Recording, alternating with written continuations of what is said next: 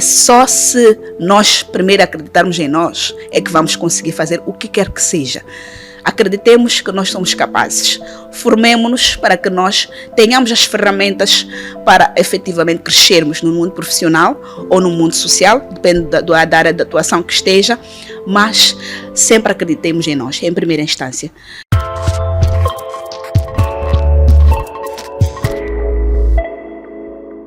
Olá a todos, sejam bem-vindos a mais um episódio do podcast para elas. Gostaria antes de mais de agradecer-vos a todos pelos comentários, pelo engajamento dos últimos episódios. Tem sido muito bom, tem sido muito positivo e eu e a minha equipe estamos muito gratos por todos os comentários que vocês deixam, pelo engajamento, pelo nível da audiência. Estamos a crescer, agora são 19 mil subscritores, mas você que ainda não se subscreveu, por favor, aproveita esta oportunidade, subscreva-se e faz parte da família Podcast para Elas e segue também as nossas redes sociais no Instagram, no Facebook, no LinkedIn. Nós partilhamos lá todos os cortes e na nossa comunidade do WhatsApp também. Você pode fazer parte da comunidade e passar a receber alguns conteúdos exclusivos que não são partilhados até nas redes sociais em algum momento. A minha convidada para a conversa de hoje chama-se Laurinda da Silva. Ela tem mais de 18 anos de carreira no setor financeiro.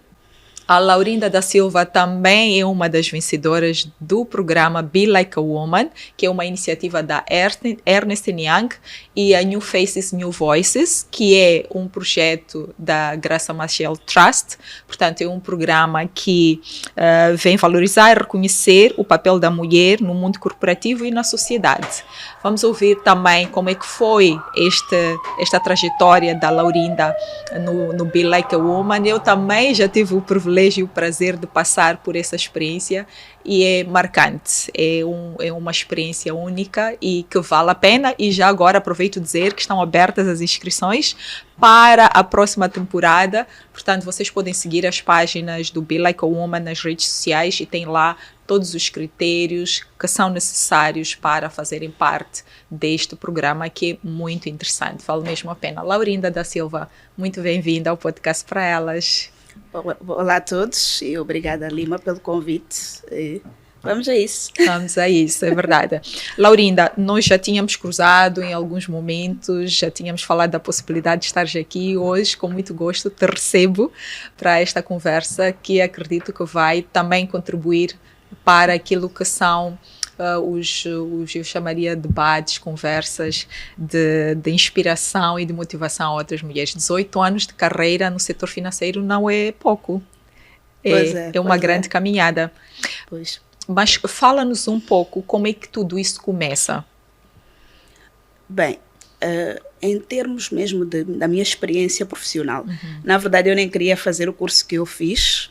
Eu fiz o curso de Planificação, Administração e Gestão da Educação pela Universidade Pedagógica, é a minha licenciatura.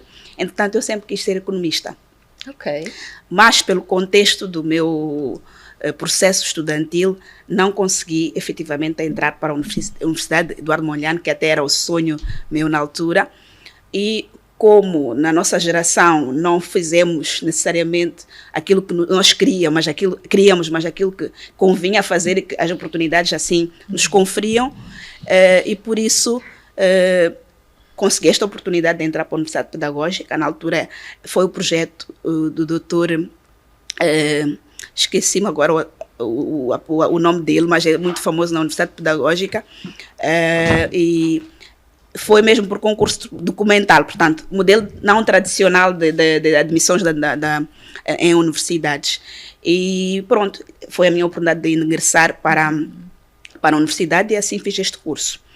Entretanto, como não entrei no primeiro ano, que eu concorri para as universidades públicas, naquele ano, ao invés de ficar quase que ociosa em casa, eu me inscrevi para o curso de candidatos de profissão bancária. Okay. Este curso, sim, dava o IFBM, ainda existe, por acaso. Eu já tinha o timeline, né? Neste caso, o tempo para o curso eram 8 meses, então dava perfeitamente para eu ocupar aquele ano a estudar algo que realmente pudesse me dar uma oportunidade de ingressar no trabalho. Ainda era jovem, já era mãe na altura,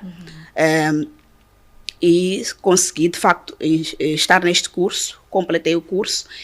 E, de facto, no ano seguinte entrei para a Universidade Pedagógica, como expliquei anteriormente, e pronto, comecei a estudar este curso.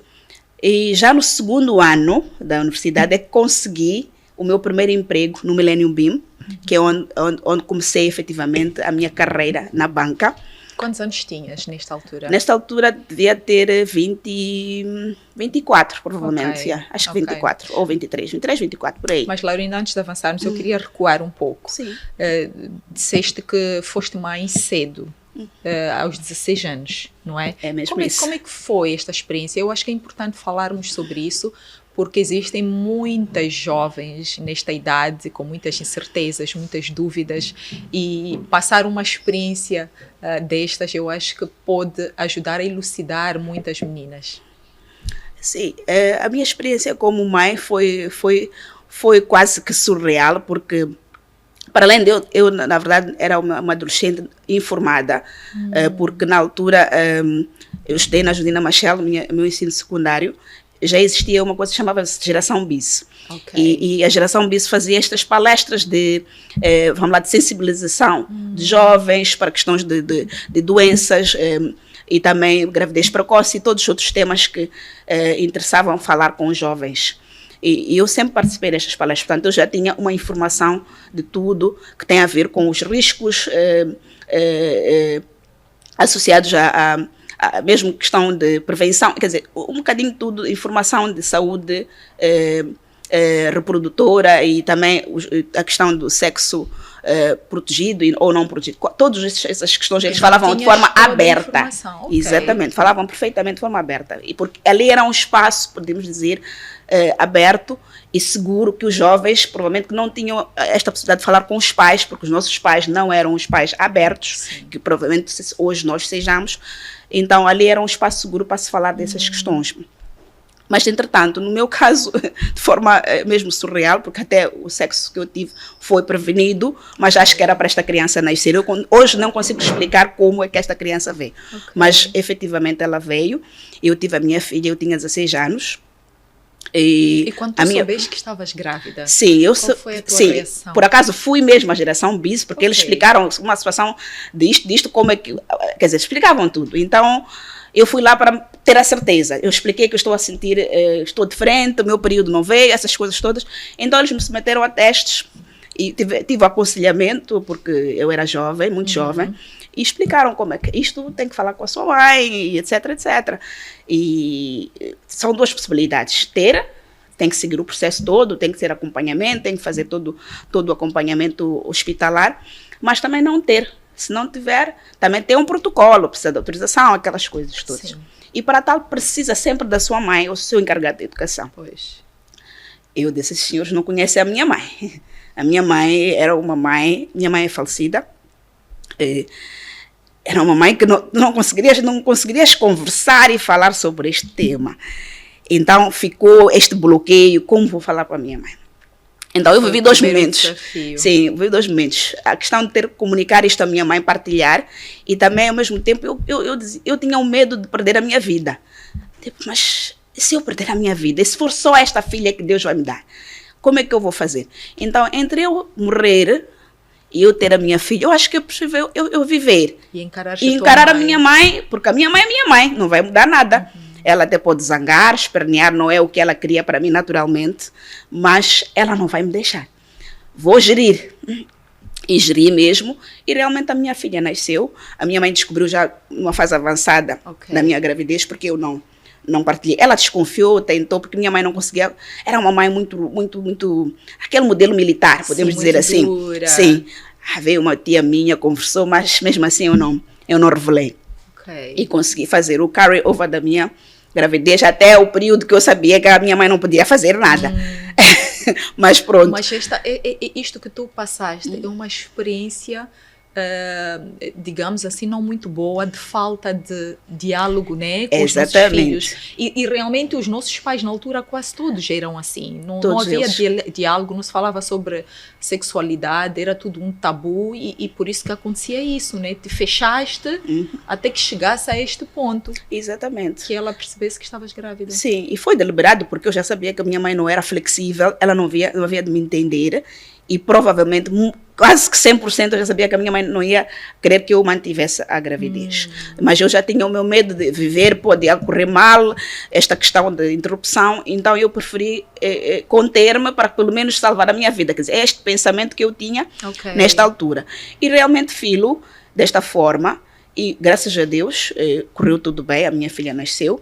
Claro, contrário à vontade da minha mãe, naturalmente, os pais daquela altura, para além de não quererem isto para si como filho, também tem a questão da sociedade, dos vizinhos. O que é que vão dizer? Todas aquelas coisas, porque as senhoras, as nossas mães, eram aquelas senhoras todas donas de si, que têm que ter uma índole, já imaginam tudo isto. Mas pronto, felizmente a minha mãe conversou comigo mesmo. Eu me recordo perfeitamente, vivamente, do dia que a minha filha nasceu.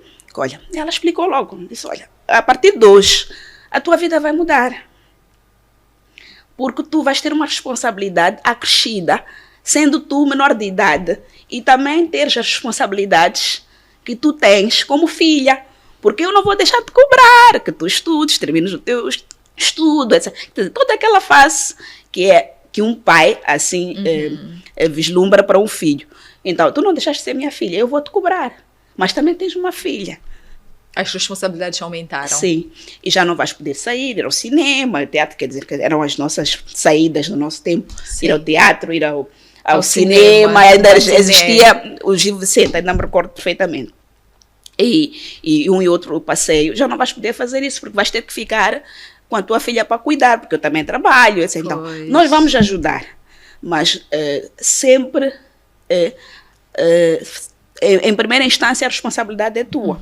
Então, terás que fazer este jogo de conciliar o estudo e também a questão da maternidade. E fiz isso, me recordo perfeitamente. Eu estudava com a minha filha mesmo nos meus pés. Mesmo. Uau. Na altura ainda existia a alcofa. Sim. Hoje já não existe. Sim, eu fazia os meus deveres de casa e tinha uma mesa assim comprida parecida a esta em casa. Então eu pus tudo, fazia os meus deveres. Não havia fralda descartável. Eu lavava as fraldas pessoalmente. A minha mãe é de Inhambane. Então imaginam o asseio dos manhambanes. São exigentes. Quero fraldas branquinhas. Uau. E ninguém deve lavar. Deixavam mesmo para eu voltar da escola e eu vinha lavar. Foi a primeira tarefa que eu fazia. Eu organizava aquilo, lavava, deixava, depois começava a fazer as outras tarefas. E pronto, quando já terminava as tarefas domésticas, uma e outra, principalmente questão da minha bebê, né, que tem a ver com a higiene dela, eu depois organizava a bebê, deixava ela aqui e eu começava a estudar. E foi assim que eu estudei e realmente consegui passar de classe, não reprovei, desde a altura que eu tive a minha bebê, eu estava na 10ª classe, não reprovei a 10ª classe. Dispensei até. Eram 2 ciclos. Tu estudaste enquanto estavas grávida? Sim. E qual foi a reação dos teus colegas na escola, tuas amigas? Sofreste algum tipo de bullying, a discriminação? Eu fui contraproducente ao bullying, porque eu já sabia que poderia passar por bullying.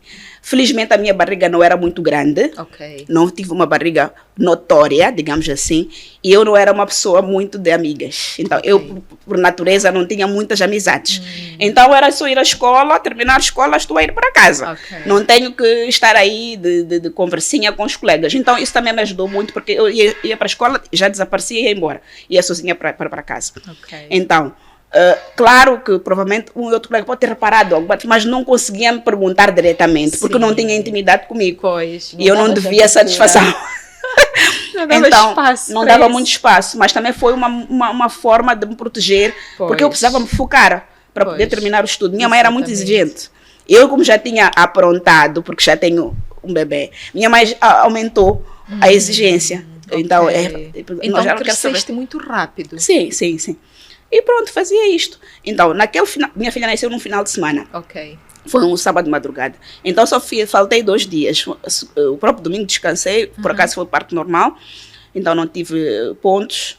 E aquilo foi uma segunda, terça. Na quarta-feira eu já voltei à escola. Ah, sério? Sim, eu só faltei 2 dias. Então, não foi um desaparecimento tão notório. Claro que eu já estava um bocadinho abatida. Talvez quem me tenha observado bem pode até explicar. Mas eu sempre tive cara de pau mesmo. Uau. Eu disse, olha, eu aqui tenho que estudar. Porque a minha mãe é muito exigente. E se eu ficar preocupada com as pessoas, aquela senhora que eu deixei em casa não me vai deixar em paz. Eu, pelo menos, tenho que fazer a minha parte como filha, como ela já me avisou desde o dia que a minha filha nasceu, para seguir em frente. E assim fiz. E estudava dessa forma. Eu tenho uma irmã, só uma, e na altura vivíamos com uma prima minha e a própria minha mãe. Eu nunca cresci com meu pai. Então, quem chegasse primeiro ficava com o bebê. E tinha trabalhadora em casa e mais uma babá. Então, pelo menos esta rede de apoio sempre esteve lá. A própria minha mãe também ajudava bastante. A minha mãe, por acaso, também era bancária. Então, também demorava muito a voltar para casa, por força de trabalho. Mas sempre que ela estivesse, ela ficava com a bebê. A madrugada ela ajudava. E aos finais de semana, se ela tivesse um programa, ela ia mesmo com a bebê, para que eu pudesse descansar um pouco, não sei o quê. E assim foi. Pronto, eu fiz dessa forma, sempre com foco, porque a minha mãe realmente era muito exigente e eu própria também queria realmente terminar o meu curso, porque eu já tinha o meu sonho de ser economista, como disse anteriormente. Então eu disse, olha, não é um bebê que vai bloquear todo o meu sonho, a minha intenção de crescer, a minha intenção de realmente ter uma profissão.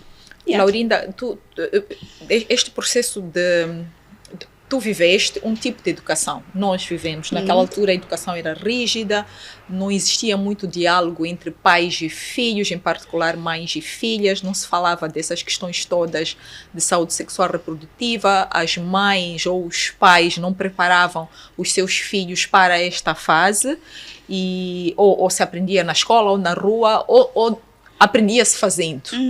Exatamente. O que tu achas destes dois tipos de educação diferente? Porque apesar de não existir diálogo naquela altura, era uma educação rígida, como tu disseste. Hoje tu és uma profissional, porque a tua mãe era muito exigente, era muito dura, tinha esta vertente de falta de diálogo, mas tinha também este outro lado que te fez a mulher que tu és hoje. E hoje em dia existe muita informação, os pais estão cada vez mais abertos, mais liberais até de certa forma. O que tu achas que é a vantagem do tipo de educação daquela altura e desta altura? Qual é a vantagem e desvantagem, sendo tu mãe e tendo passado por essas duas fases, essas duas experiências diferentes? Sim, definitivamente eu sou um exemplo vivo disto, porque realmente passei por esta educação, mas eu acho que este fator de rigorosidade, não sei se o termo correto é esse militarismo, passa a expressão para quem não achar que é exatamente este termo,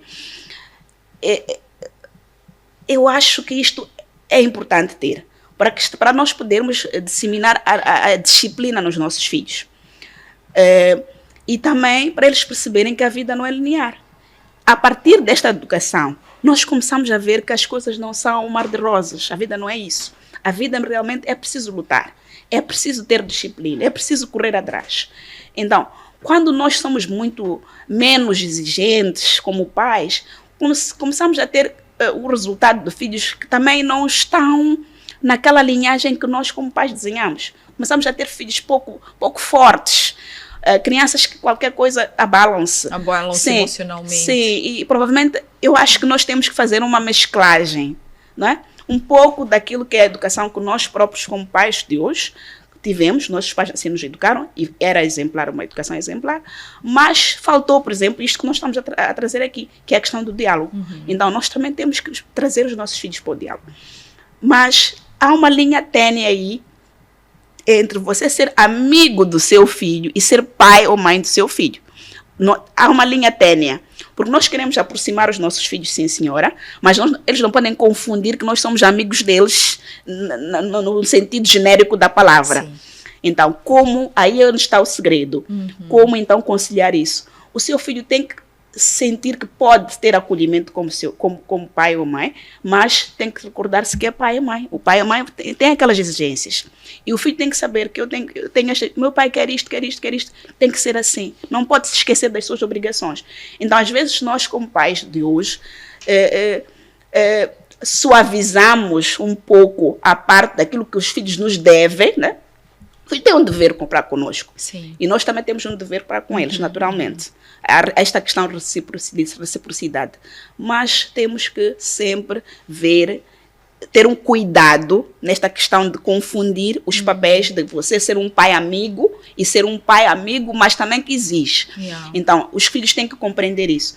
E eu acho que isto é conversando. Nós podemos fazer conhecer isto, fazer saber aos nossos filhos, olha, eu quero que tu tenhas um bom desempenho acadêmico, tu saibas cuidar de ti próprio quando eu não estiver, mas também gostaria que tu tivesses olha para mim como um amigo, como uma pessoa que tu sempre podes falar. Então, às vezes é só dizer isso que o filho já sabe que, olha, meu pai eu posso contar, minha mãe eu posso contar. Às vezes o não falar nada, quer dizer, o silêncio também comunica, mas às vezes comunica mal. Sim. Yeah. E nós que temos filhos adolescentes, a minha filha tem 23 anos atualmente, já não é tão adolescente. Já é adulta. Sim, já é adulta. Eu fiz isso com a minha filha. Como a minha mãe faleceu, a minha filha tinha 2 anos, então eu tive que também mudar o feitio de educação que eu tinha com ela, para ela perceber, enquanto ela crescia. Claro que tive apoio enquanto ela crescia, mas quando chegou a fase da adolescência, eu tive mesmo da marraca pulana, como se diz. Eu trabalhava fora, trabalhava na Naval, na altura, em Tete, e a minha filha estava aqui em Maputo. Okay. E já estava naquela idade difícil que quem tem filhos adolescentes já pode imaginar. Então, eu dei conta que por causa do contexto da minha vida, eu fui uma mãe omissa em alguns momentos do crescimento da minha filha. Então, como então ajustar isto? Porque já está naquela fase crítica, que se eu não conseguir alinhar, já perdi. Principalmente por causa da experiência que tiveste. Exatamente. Então, e como é que foi este processo da maternidade naquela fase crítica? Estando tu ausente, sabendo que existem todos os riscos, que inclusive são riscos que tu já passaste, como é que tu fizeste para garantir que a tua filha tivesse uma experiência diferente? Exatamente. Foi aí onde tomei a decisão de que eu não podia estar em Tete. Apesar de que eu estava também atrás da vida, até mesmo para ela, para o bem dela, mas eu dei conta que estar longe da minha filha já não estava muito alinhado com o meu objetivo como mãe, porque eu precisava de estruturar a minha filha no modelo que eu desenhei para mim. E eu, como não estava presente, isto já era uma missão um pouco difícil. Então, por isso consegui, felizmente, eu comecei já a procurar emprego para voltar para Maputo, e felizmente consegui, que é onde eu trabalho atualmente, até hoje, e comecei um processo intenso com a minha filha. E falei com ela, conversei assim com ela, disse, olha, minha filha, a mãe esteve ausente, etc, etc, mas eu gostaria que nós pudéssemos ter esta aproximação, ainda bem que a mãe já voltou, é por isso que vamos morar juntas, já não vais ver em casa da avó, a avó paterna neste caso. Então, vamos na escola, ela não estava muito bem na escola neste ano, tu não estás muito bem na escola, eu não estou satisfeita com isso, o que é que eu posso fazer para te ajudar? Tu precisas de explicador, não sei o quê. Eu sempre fui daquelas mães que observam os livros. Tu não vais ser meu filho e voltar da escola e eu não olhar os livros. Eu olho os livros todos os dias. Dou visto mesmo nos cadernos. Até hoje. A minha filha que é bebê da escola, por acaso na escolinha dela tem caderneta. Adorei isso, porque eu queria mesmo ter um controle. Eu assino todos os dias. E minha filha sempre que, a mais velha neste caso, sempre que estudou nas classes anteriores, sentávamos ao final do dia, antes mesmo de eu ir para o jantar, não sei, o que é que estudaram hoje, tens alguma dúvida? Eu fazia aquilo de estudar até pegar os livros dela, estudar à noite no quarto, para eu amanhã poder explicar, porque o modelo curricular sim, é diferente, alterou. Então, não podemos aparecer também como pais que quando o filho pergunta uma coisa, tu também não sabes explicar. Claro. Fica um pouco estranho. Sim. Então, como eu percebi que o modelo curricular alterou, então a minha filha podia ter uma dúvida que eu não consigo explicar. Eu estudava em segredo, eu nem sabia. Eu estudava em segredo, então no dia seguinte eu entendia a matéria X. Não, eu estava ali a explicar. Ela não imaginava que a mãe dela já fez o TPC de casa à noite para poder no dia seguinte explicar. Então, já nessa fase, não era muito linear assim, porque o modelo de estudo também era diferente. Ela já estava a estudar um ensino bilingue. E o ensino bilingue também, de novo, o currículo era relativamente diferente do ensino, do outro ensino nacional. Então, aí era um pouco difícil. Então, é por isso que eu trouxe a opção de explicador. E sim, ela também concordou e fazíamos isso. Tirei todos os privilégios, porque ela não estava a ter bons resultados na escola, tirei mesmo todos os privilégios, não tem telefone, não tem televisão, tudo, tirei tudo, não tem dinheiro. Primeiro, faz por merecer, educação por reconhecimento. Se não fizer por merecer, não vai ter. E fomos fazendo esse exercício, felizmente, a cada trimestre ela ia melhorando, até o final do ano, quando ela provou que realmente está a trabalhar. Eu aí devolvi todos os privilégios, com controle. Eu disse, então, por que eu fiz isso? Era para ela perceber que quando não faz, não ganha. Tem que fazer por merecer. E realmente, ela, como não queria ficar naquela situação de não ter os privilégios, aí já não fez das suas. Okay. E realmente começou a ter um desempenho bom até hoje. Eu hoje em dia não controlo, naturalmente, ela já tem uma independência e consegue se controlar e estudar. Está na universidade hoje. Ela esteve na Ucrânia, mas infelizmente por causa da guerra, ela teve que voltar para cá. Ela estava na universidade? Estava na universidade, sim. Mas por causa da guerra, exatamente quando começou a guerra, ela estava lá. Então, isso é uma história que talvez que ela própria pode vir contar. Acho que é uma candidata para o podcast. É verdade. Para elas. Então, Laurinda, tu já percebi que depois da tua formação foste trabalhar em TET, né, na Val. E qual era a tua posição? Em que área estavas? Era financeira também? Sim, ali eu trabalhei numa área que chama-se desenvolvimento social, mas eu era analista econômico-financeiro da área. Portanto, trabalhava com o orçamento dos projetos sociais de lá, do Daval, e controlar o orçamento, quer dizer, controlar, gerir o próprio orçamento. Então, parte mesmo financeira e da execução do próprio orçamento, não só só monitorar, mas também a execução. E monitoria e também prestação de contas, naturalmente. Como é que estamos a usar o dinheiro dos projetos e qual é o impacto efetivamente social que estes projetos trazem. Ok. E quando vieste a Maputo, procuraste um outro emprego e entraste mesmo na banca. Sim. E aí começou a tua história na banca. Não necessariamente. Eu quando comecei ainda na universidade, entrei para o Millennium Beam. Sim. Depois do Millennium Beam, trabalhei no UBA, United Bank for Africa. E depois do United Bank for Africa, é que passei para a Val. Ok. Então, na Vale, depois, por causa desta questão da minha filha, tinha que conjugar a questão, né, social também com os objetivos pessoais. E aí retornei a Maputo e continuo na banca. Portanto, a minha saída da banca é esta que eu fui trabalhar para a TET. Okay. O resto da minha experiência é mesmo na banca. Na banca, sim senhora. E como é que tem sido a tua experiência na banca? Me refiro como profissional, como mulher. Bem, é um desafio, mas ao mesmo tempo é revitalizante e também motivador, porque no meu caso comecei mesmo da base, não é? Minha primeira posição na banca foi caixa, portanto, sim, no Millennium Beam. E ainda no Millennium Beam tive a oportunidade de ser tesoureira, portanto é quase que o supervisor dos caixas e também das pessoas do atendimento. Depois daí, quando passei para o UBA, fiz um trabalho similar, mas na altura o UBA estava em incepção no mercado, então só tinha 2 agências, então fazia a supervisão das 2 agências. E, portanto, no UBA mesmo é que eu tive uma outra oportunidade de trabalhar para uma área que não é necessariamente operacional. Okay. É essa área de controle interno. E a equipe era pequena, então tínhamos também um pouco mais de oportunidades, né, de crescimento. Tínhamos um chefe também muito flexível, o nosso supervisor e diretor da área, e assim cresci. Então, quando eu saí da banca, eu já tinha essas 2 componentes, a parte operacional, um pouco de controle interno. E fui trabalhar com esta questão de budget, etc. Podem perguntar, mas como? Bem, porque como eu sempre quis fazer economia, como falei no início, eu já sempre tive um pouco de curiosidade e tinha algum e outro curso complementar que me ajudava a perceber estas questões de análise econômico-financeira. E é por isso que eu consegui este emprego lá. Então, quando eu volto para Maputo, continuei na área de controle interno, que é a última área dentro da banca que eu estive a trabalhar, mas aqui já num cargo de liderança.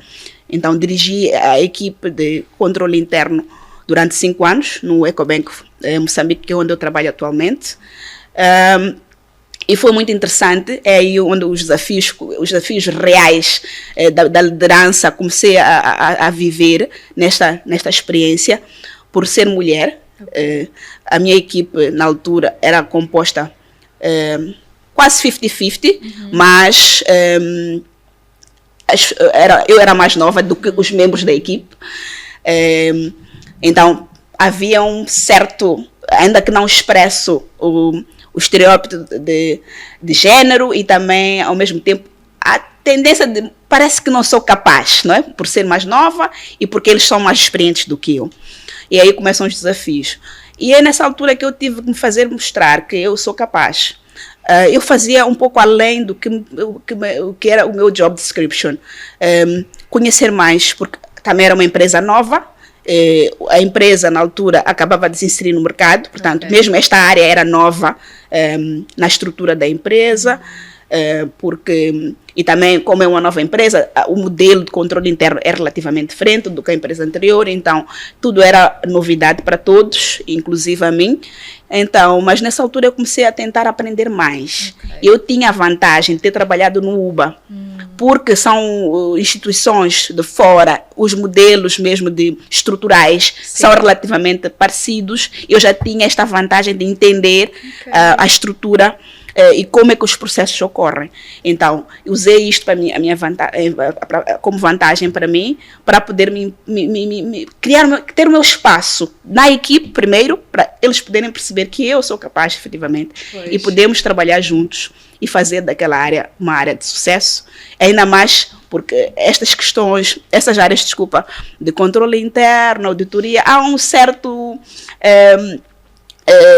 preconceito de que são os policemen, não? Policemen, policewomen. Então, também temos esta questão de fazer sensibilização para fazer perceber que o nosso trabalho também é de valor para a instituição.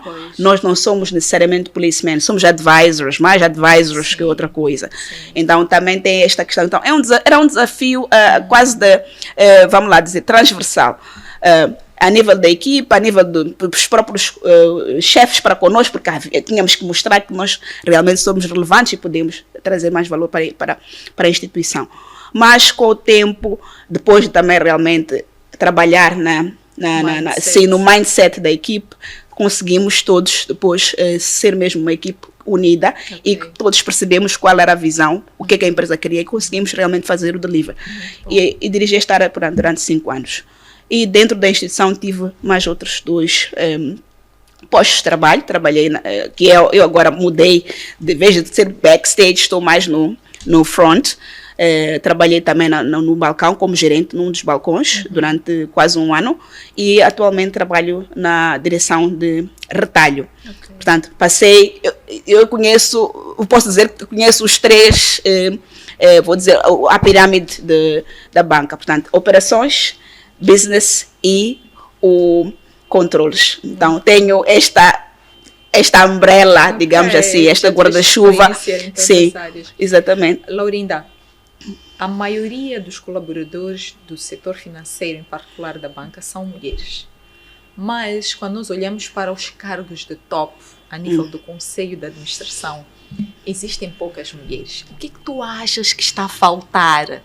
Não é porque parece que não faz muito sentido essa diferença. Quando nós temos muitas mulheres aqui embaixo, mas depois quando a pirâmide começa a crescer aqui em cima, já não existem mulheres ou existem muito poucas. Na tua opinião, com base na tua experiência, o que tu achas que está a faltar ou falhar? Eu diria que está a faltar nós próprias acreditarmos que nós somos capazes. Isso é em primeiro lugar. Sim, as oportunidades são relativas de empresa para empresa. Isso é facto e nós temos que aceitar isto. Mas primeiro, será que nós acreditamos em nós? Será que nós acreditamos que nós somos capazes de realmente dirigir? Eu posso ser uma PCE de um banco, por que não? Eu tenho que ter isto eu tenho que acreditar que eu sou capaz de fazer isso. Primeiro lugar, achas que o medo ou a falta desta autoconfiança nos impede de querer chegar lá? Ficamos sempre com receio, aquilo não é para mim. Exatamente. Eu não fui feita para isso. Sim, eu acho que, não sei, pela minha observação, e mesmo em mim mesma, vi isso ao longo do meu percurso, é isso, nós não acreditamos que nós podemos fazer, nós ainda não tomamos isto como uma posição que nós podemos ter. Então, a nossa luta como mulheres é primeiro acreditar em nós. Primeiro acreditar em nós e conhecer onde é que eu quero chegar. A questão do propósito de vida que a gente fala, hoje fala-se muito, mas não sei se ainda já foi compreendida. Você tem que saber o que é que você quer para você chegar lá. Porque senão, eu acordo de manhã e eu não sei o que eu estou a fazer. Eu tenho que saber o que eu quero fazer, onde é que eu quero chegar. Então, eu acho que primeiro é eu acreditar que nós podemos fazer e saber a seguir, saber onde é que eu quero chegar. Para eu depois trilhar o percurso daquele lugar onde eu quero chegar. Então, aí já vamos entrar para o que é que eu vou precisar para chegar lá. Eu vou precisar talvez da Lima para me mentorar. Eu vou precisar talvez do fulano de X para me mentorar. Ou vou precisar de fazer um curso complementar. Porque, por exemplo, eu até posso dizer que eu tenho licenciatura em X, tenho mestrado em X, até posso ser PhD, mas será que esta formação técnica, aliás, sim, universitária, é o bastante? Às vezes não é o bastante. Precisamos fazer algumas certificações estratégicas que vão nos ajudar a nós podermos chegar lá. Vamos ter um mindset correto, de estratégia, que é o que as empresas para estes cargos precisam. Vamos ter um mindset diferente, diferencial. Vamos trazer um diferencial, efetivamente. E vamos nos destacar dentro dos homens que estão a fazer a paridade conosco dentro da instituição. Então, acho que são estes os primeiros, vamos dizer, as questões primárias. Nós temos que primeiro saber o que é que nós queremos, acreditar em nós, primeiro, e saber onde nós queremos chegar. E depois vamos fazer... vamos trazer os outros componentes que vão caminhar conosco nesse nosso trilho para aqueles lugares cimeiros, dentro das instituições que nós estamos, ou mesmo não, até posso trilhar um caminho aqui dentro da instituição que eu estou, mas se eu chegar àquele nível que acho que já não posso, por que não ver noutro sítio? E por que não eu mesma ter a minha empresa? Às vezes também temos medo disso. Eu posso ser CEO da minha empresa, não precisa necessariamente ser do patronato. Então, eu acho que isto é que falta em primeira instância.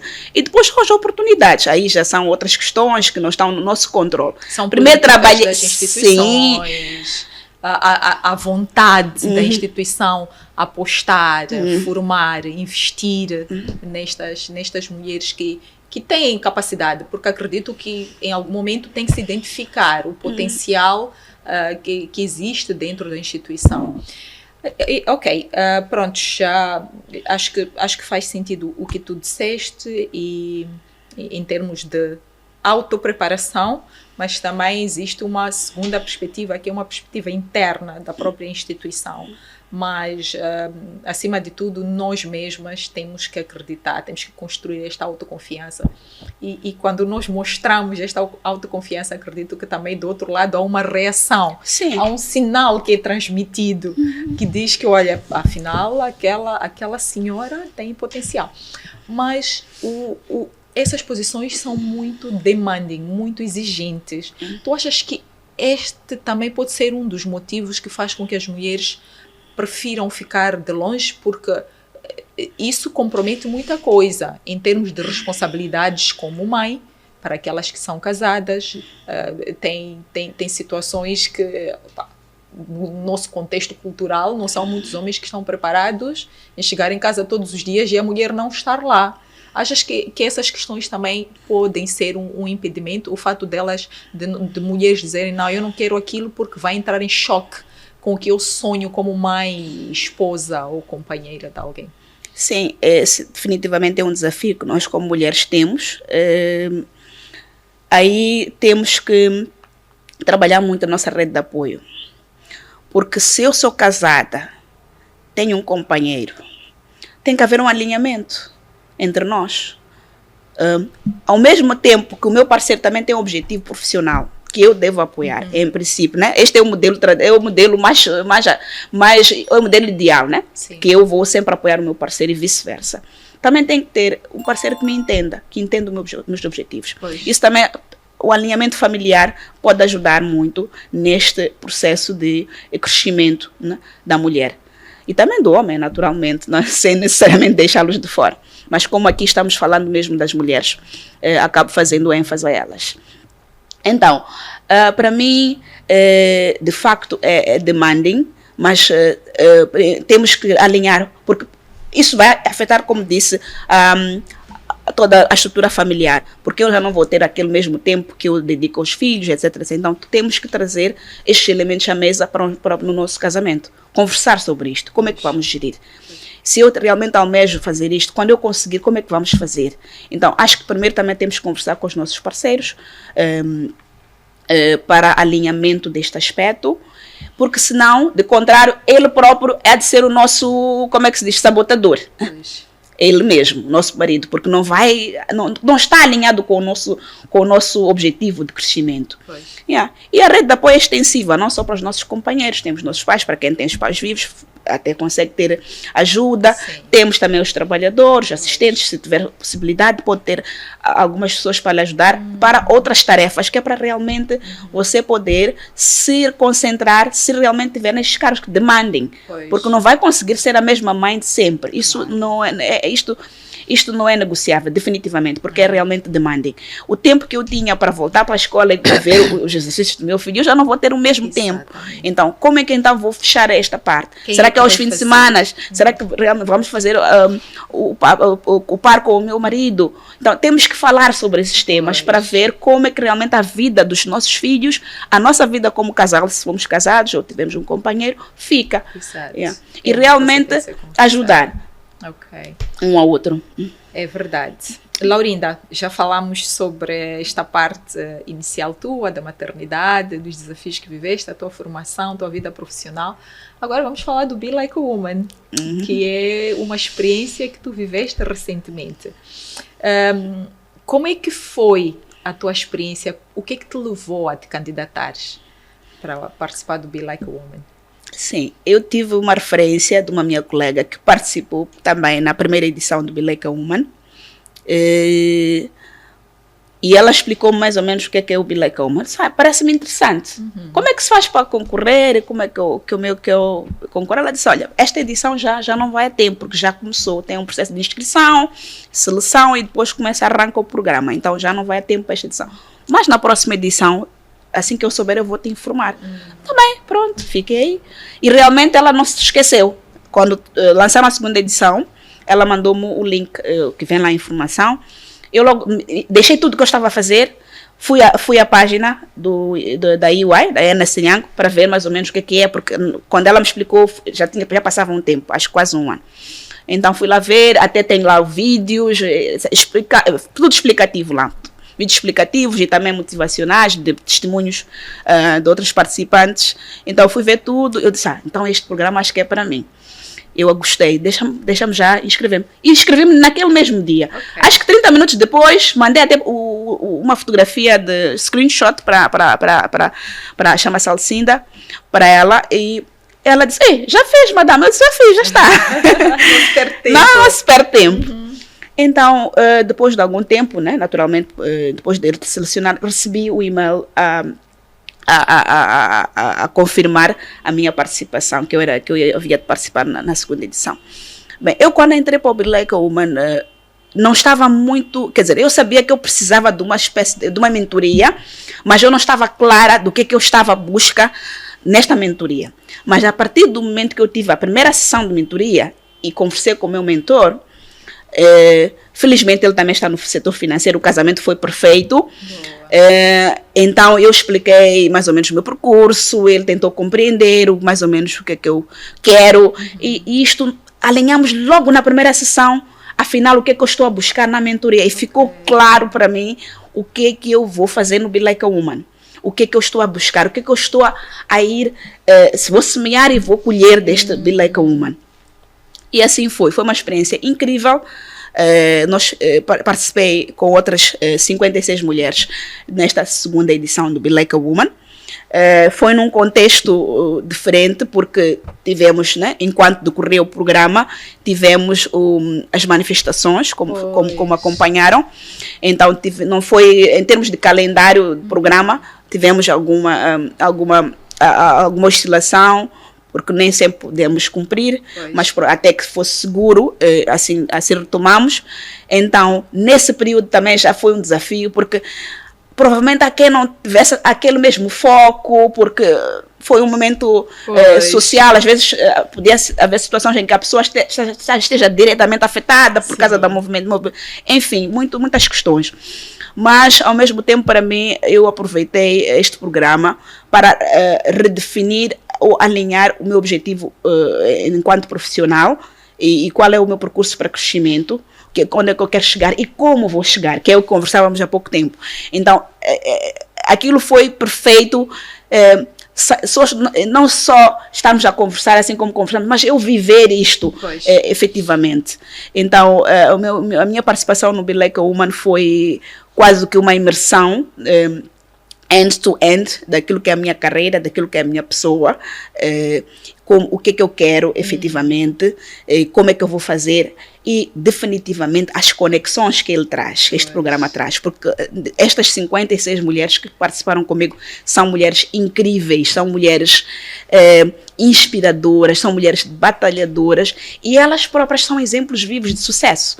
Então, você encontra-se como se estivesse num conto de fadas em que vês várias mulheres, elas únicas, extraordinárias naquilo que fazem, desde empreendedoras, donas mesmo de si, que estão a suceder nos seus negócios, executivas que estão mesmo a crescer nos seus campos de atuação. Então, você está num grupo, para mim é um privilégio, um grupo privilegiado de mulheres realmente que estão a fazer acontecer. Mesmo em termos de projetos sociais, a outra colega também, que infelizmente hoje não pôde vir, ela também trabalha com projetos sociais, ela e muitas outras que estão também no grupo, então, projetos sociais bonitos, muito impactantes, e que nós vemos, aquilo que nós ouvimos nos programas de empoderamento de mulheres, projetos sociais que realmente ajudam crianças, ajudam mulheres. Então, isto visto lá mesmo neste grupo de mulheres, porque tem um pouco de tudo que eu fui testemunhei a partir deste grupo que eu estava inserida. Então, o Be Like a Woman é realmente um programa que ajuda as mulheres a realmente identificarem o seu potencial. Se não identificaram, quer dizer, trazer um outro condimento ao seu potencial e poderem realmente crescer e elevar-se na sua carreira. Quer seja no mundo executivo, quer seja no mundo de negócios e quer seja em projetos sociais, que são os 3 pilares do Be Like a Woman. Realmente interessante. Eu tive o privilégio de participar da primeira edição e senti tudo isso e muito mais. Contudo, tu foste uma das que concluiu com distinção. O que isso significou para ti? Qual é a mensagem que tu conseguiste? Porque algumas coisas que nós conseguimos alcançar, em algum momento nós paramos e refletimos, não é? Tu fizeste essa reflexão? Conseguiste tirar assim algumas mensagens importantes para ti mesma? Sim, definitivamente, porque na verdade eu fui desafiada até pela minha filha, hoje confesso, porque quando participei, nós somos muito amigas, conversamos muito, sempre eu digo o que é que eu vou fazer, ela disse, mas mãe, a mãe não vai participar para perder, tem que ganhar. Eu disse, não, aquilo não é necessariamente perder ou ganhar. Ela disse, não, mas eu vi ali, porque eu mostrei, tem um documento, tem prêmios, mãe viu isto, tem prêmios. Então, mãe, tem de entrar para este programa com o pensamento de que um daqueles 3 prêmios tem que ser seu. Porque assim, mãe também vai ter uma outra forma de engajamento no programa. Eu disse, ok, aceito o desafio. Ela disse, olha, mãe, eu não estou a brincar. Uau. É sério mesmo. Eu disse, tá bem, vamos trabalhar então juntas neste processo. E realmente ela foi mesmo uma rede de apoio direta neste processo da minha distinção. Vezes houve que eu tive que viajar por força de trabalho, por força de saúde, outros assuntos.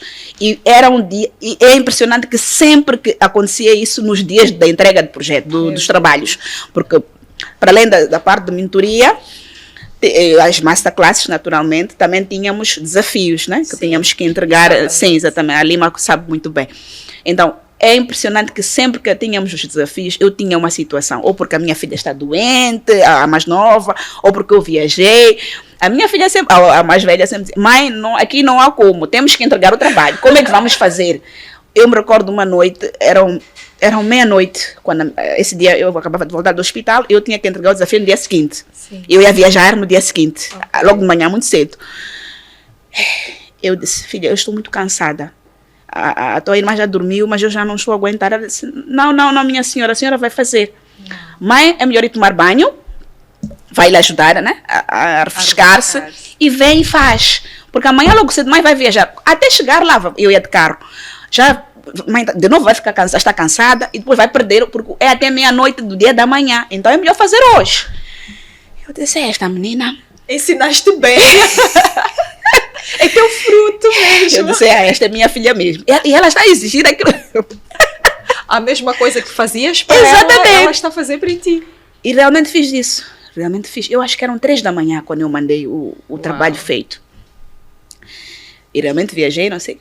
E pronto, já estava feito, eu já viajei. E realmente aconteceu muita coisa na viagem, atrasei-me porque era uma consulta, e eu é que conduzi, então realmente não ia conseguir mesmo, não teria conseguido entregar o desafio. Então quando eu regressei, eu disse, tinhas razão, eu não tive nenhum espaço, tempo para fazer o trabalho.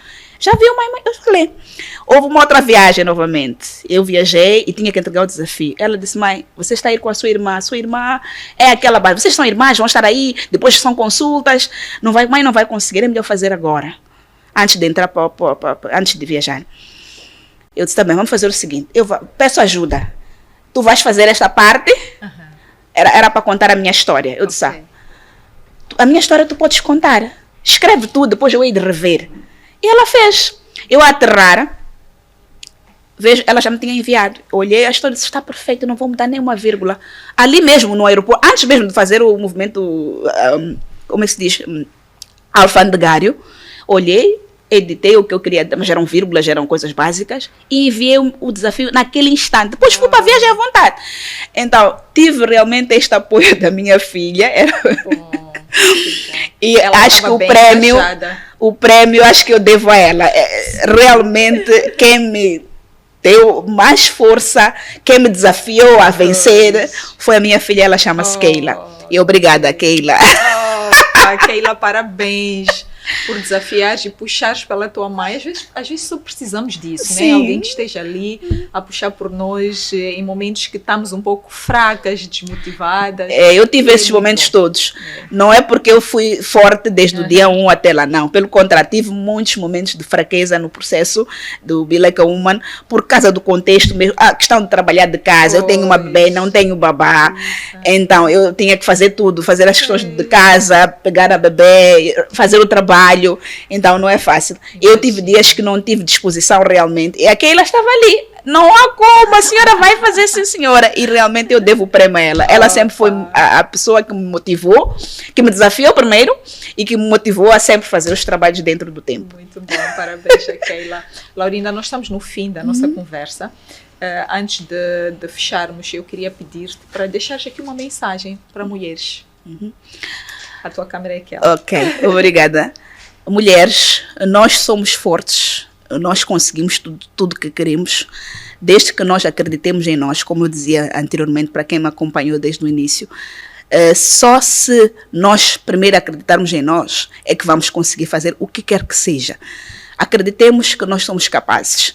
Formemo-nos para que nós tenhamos as ferramentas para efetivamente crescermos no mundo profissional ou no mundo social, depende da área de atuação que esteja, mas sempre acreditemos em nós, em primeira instância. Depois, vamos procurar sempre equiparmos-nos. Equipar é tudo que tem a ver com formação, com informação, e também com parcerias inteligentes, ou aliados inteligentes, alianças inteligentes. As pessoas certas para nós nos conectarmos, para realmente poderem nos apoiar, nos indicar o caminho, de certa forma, para nós podermos crescer. E tu és capaz. Força, mulher. Muito bom, Laurinda. Obrigada. Obrigada por estas palavras de incentivo, de motivação, que às vezes é o que dizíamos, é o que às vezes nós precisamos, né? Ouvir alguém que nos diz, não, vai, tu és capaz, aquilo que a tua filha Keila fez contigo. Exatamente. Muito bom. Olha, muito obrigada mais uma vez pela tua presença, mais uma vez também dar parabéns pelo teu segundo lugar. Não é fácil, as pessoas podem pensar, não, mas é um programa, facilmente, não é bem assim. Definitivamente. É um programa que, se nós queremos entrar, temos que estar consciente que temos que dedicar algum tempo, vale a pena sim, aprendemos muito, criamos uma boa rede de networking, como bem disseste, mulheres de vários cantos do país a trabalharem em várias áreas, social, econômica, executivas, é uma boa e grande oportunidade. Depois tem aquelas sessões com especialistas, é surreal. Tens as mentorias que cada participante tem um mentor com base na sua área de especialização. Então o Be Like a Woman realmente tem tudo de bom, tudo aquilo que nós precisamos para agregar valor ao nosso conhecimento, à nossa experiência, ao nosso CV também, acima de tudo. E a questão do networking, para mim, é uma das melhores coisas. Definitivamente é uma das melhores coisas. Então, como dizia no início, estão abertas as inscrições neste momento. Vocês podem visitar as páginas do Be Like a Woman nas redes sociais e submeterem a vossa candidatura para poderem fazer parte da próxima edição. Portanto, a próxima edição que vem aí brevemente. Portanto, o programa Be Like a Woman é um programa de nível nacional, com mulheres de todos os cantos do país, como eu já disse.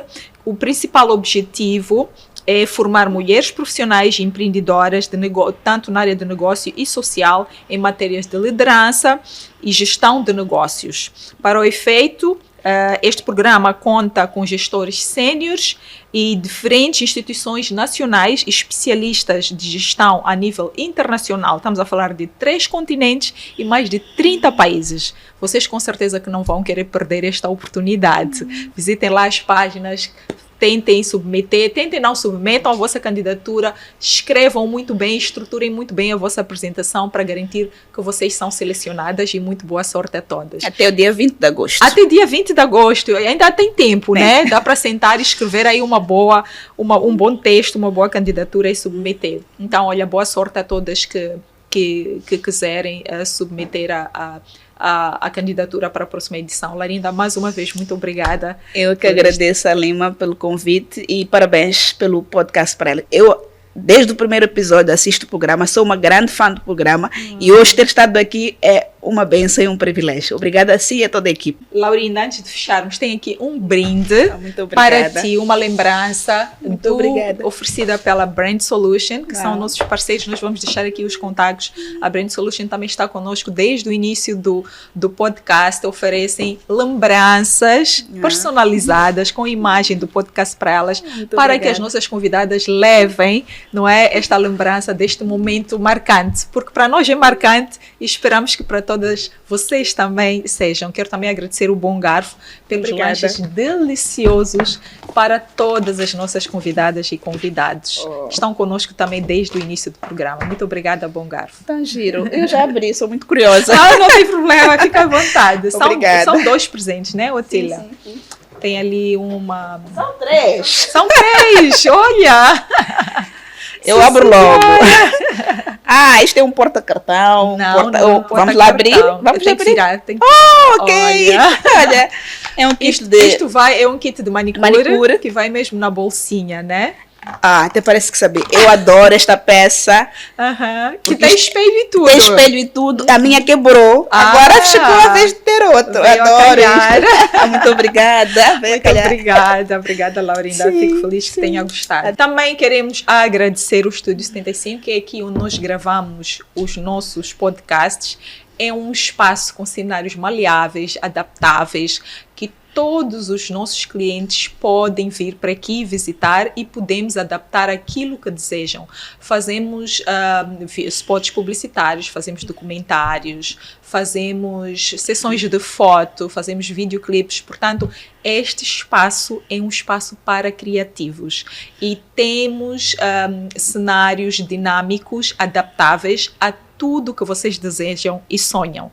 E uma equipe técnica muito, mas muito motivada e muito capaz de fazer conteúdos mesmo impactantes. Tudo aquilo que vocês sonham, que vocês querem vender aos vossos clientes, encontram aqui no Estúdio 75. Muito obrigada, Laurinda. Eu Tudo de bom, pela podcast tua para elas. Obrigada. E a todos vocês que nos acompanham mais uma vez também, muito obrigada. Não saiam daqui sem subscreverem no nosso canal e passarem a fazer parte da família Podcast para Elas, porque todas as semanas nós trazemos aqui conversas inspiradoras, convidadas interessantes. A cada conversa é um aprendizado, são experiências diferentes. Olha, mulheres incríveis. Recebemos homens também, às vezes, que estão interessados em dar o seu contributo aqui nestas conversas que têm como objetivo principal empoderar e formar mulheres. Muito obrigada e até a próxima. Saúde! Obrigada, saúde! Cheers! Podcast para elas.